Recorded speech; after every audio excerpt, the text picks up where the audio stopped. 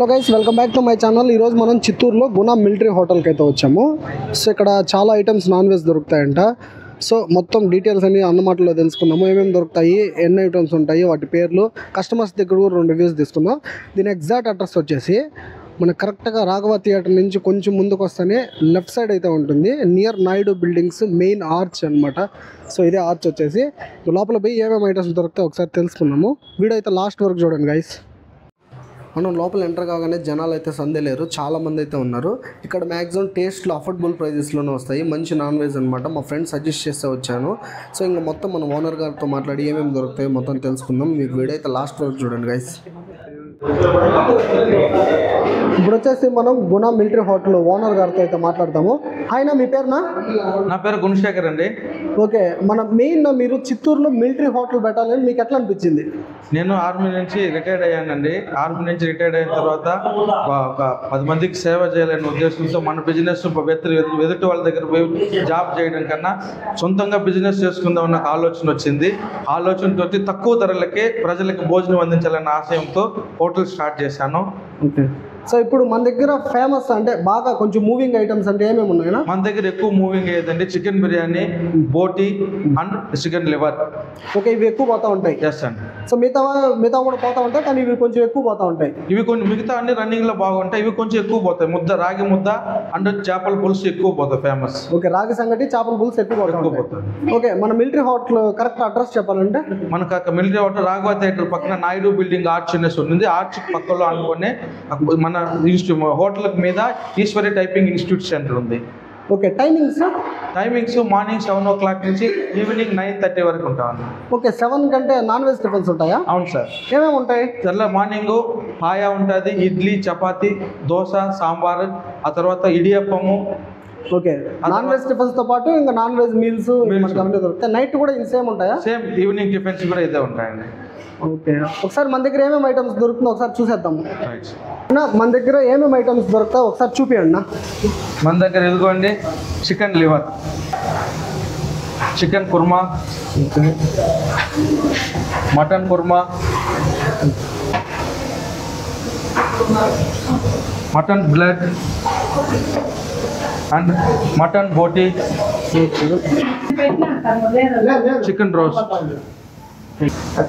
Fish curry. ఇది fish curry. దీంతో పాటు బిర్యానీ ఉంటుందండి. బిర్యానీ, చికెన్ బిర్యానీ చూడండి సార్. ఇది సాంబార్. ఓకే, పప్పు, ఓకే, రసం. ఇప్పుడు మీరు చూపించిన నాన్ వెజ్కి వచ్చేసి ఏమేమి దొరుకుతుంది? రైస్, సంగటి. ఓకే, సంగటి, వైట్ రైస్తో పాటు ఇంకేం? White rice. Okay, chapati, paratha దొరుకుతుంది. సో గైస్, విన్నర్ కదా, ఇక్కడ ఇన్ని ఐటమ్స్ అయితే దొరుకుతాయి. సో మటన్ బిర్యానీ ఆర్డర్ ఇస్తే చేయిస్తారంట.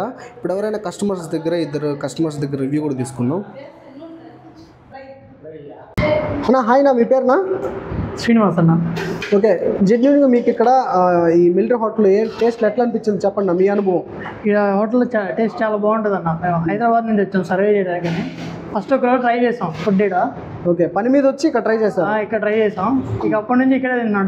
రెగ్యులర్ కస్టమర్ అయిపోయాం హోటల్కి. ఓకే, అంత స్పెషల్గా మీకు అంటే ఏ పాయింట్లో బాగా నచ్చింది?